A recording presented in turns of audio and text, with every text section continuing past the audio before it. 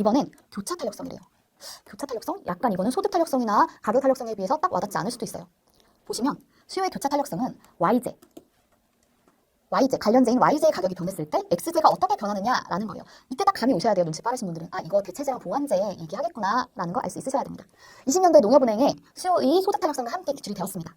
관련제의 가격이 1% 변했을 때 해당 상품의 수요가 몇 % 변하는지를 나타내는 속도고요. 관련제가 대체제이냐, 보완제이냐, 독립제이냐에 따라서 다르게 움직이겠죠. 이 수요의 교차 탄력성 역시 부호가 경제적 의미를 가집니다. 마이너스가 나타날 수 있어요.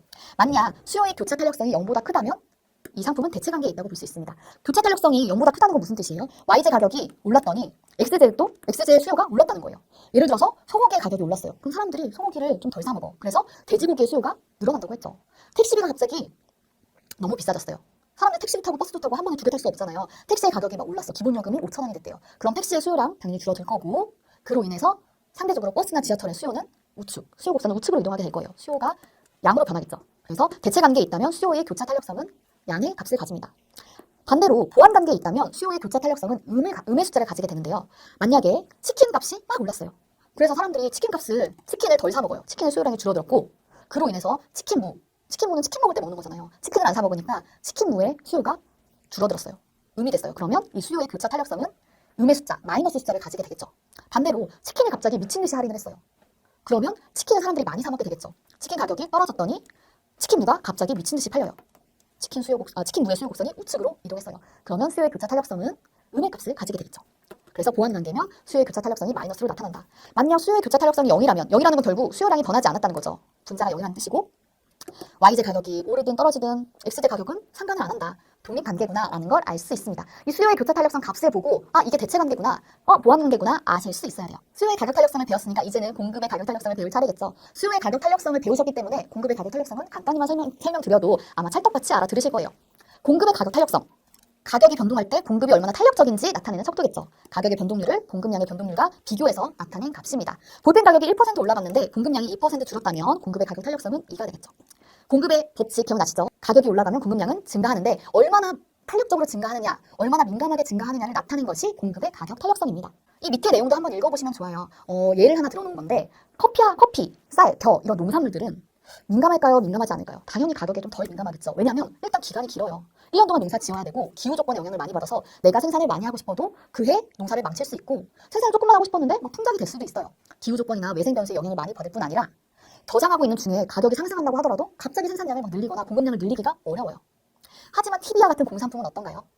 만약 TV 가격이 시장에서 막 상승을 했어요. 그러면 공장을 늘리는 것도 훨씬 그런 노산품에 비해서 수월하고 저장해두기도 수월하죠.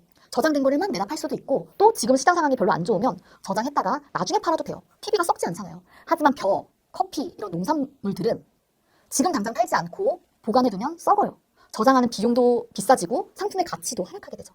그래서 이런 농산물들은 공급량을 조정하기가 매우 어렵고 자연스럽게 가격에 대해서도 비탄력적일 수밖에 없습니다. 굉장히 또 수직선에 가까운 형태를 나타낼 수 있겠죠. 반대로 공산품은 훨씬 더 탄력적이라서 가격에 따라서 공급을 쉽게 움직일 수 있고 수평선에 가까운, 탄력적일수록 수평선에 가까운 공급 곡선이 생기게 됩니다. 이 표가 방금 제가 말한 것들을 좀 정리해 놓은 거예요. 극단적으로 토지 같은 경우 절대로 어떤 공급량을 변화시키기가 어렵죠. 간척이나 어떤 특정한 방법을 제외하고는. 그렇기 때문에 가격과 상관없이 공급량은 완전 비탄력적입니다. 비탄력적이니까 수직선에 가까운 값을 가질 거고요. 아까 설명드린 것처럼 농산물, 저장하기가 용이하지 않고 기후 조건 등 외생 변수의 영향을 많이 받는 이런 것들은 굉장히 비탄력적이라서 가파른 우상향의 공급 곡선을 나타내게 됩니다.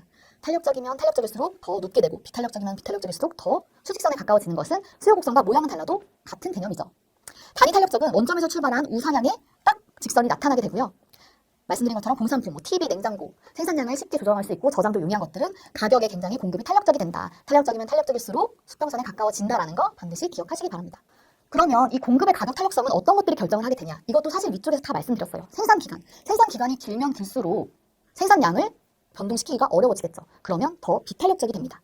저장이 용이하면 용이할수록 어때요? TV와 같은 공산품들 저장이 용이하니까 생산량을 막 늘렸다 줄였다 할 수 있죠. 굉장히 탄력적이 되고요. 저장이 어렵고 저장 비용이 커지고 썩거나 이렇게 되면 탄력성이 작아지면서 비탄력적인 상태가 됩니다. 원료 확보가 용이하다면, 원료 확보가 만약에 굉장히 어려워요. 내가 생산을 늘리고 싶고 장비도 있는데 이 원료가 구해지지가 않아. 그러면 생산량을 쉽게 늘릴 수가 없겠죠. 비탄력적으로 돼요. 가격 변화에 대응하는 기간, 이것도 수요 곡선과 마찬가지입니다. 가격 변화에 대응하는 기간이 길면 길수록 선택의 자유가 커지기 때문에 탄력성은 커질 수밖에 없어요. 나 이거 안 팔고 그냥 딴 거 만들어 팔래. 나 TV 안 팔고 냉장고 만들래. 냉장고가 지금 시장이 좋네. 난 냉장고 만들 거야. TV에 공급량을 확 줄일 수 있죠. 기간이 길면 길수록 탄력적으로 될 수밖에 없어요. 그리고 기술 수준의 향상이 빠른 상품일수록 공급량을 탄력적으로 움직일 수 있겠죠. 기술을 발전시켜서 공급량을 확 늘릴 수도 있고 다른 상품으로 대체할 수도 있으니까요. 생산 설비의 규모도 영향을 끼치는데요. 만약 생산 설비가 소규모 설비라면 굉장히 탄력적으로 움직일 수 있겠죠. 생산 설비를 쉽게 추가할 수 있을 거예요. 그런데 뭐 원자력이라던가 아주 큰 규모의 생산 설비를 생각해 볼게요. 당장 시장이 너무 좋다고 해서 이 큰 규모, 대규모 설비를 막 뚝딱 지어낼 수 있나요? 비탄력적으로 될 수밖에 없겠죠. 지금 설명드린 것들 다 이해하셔야 돼요. 생산 설비 규모가 어떨 때 어떻고 외우려고 하시면 정말 헷갈리시고 시험 볼 때 푸실 수가 없어요. 자연스럽게 이해하셔서 이런 경우에는 이렇게 되는 게 당연하지라고 이해하셔서 본인의 것으로 만드셔야 합니다. 마지막으로 타산품 생산으로의 전환 가능성. 이것도 사실 위쪽의 내용들과 다 일맥상통하는 내용이죠.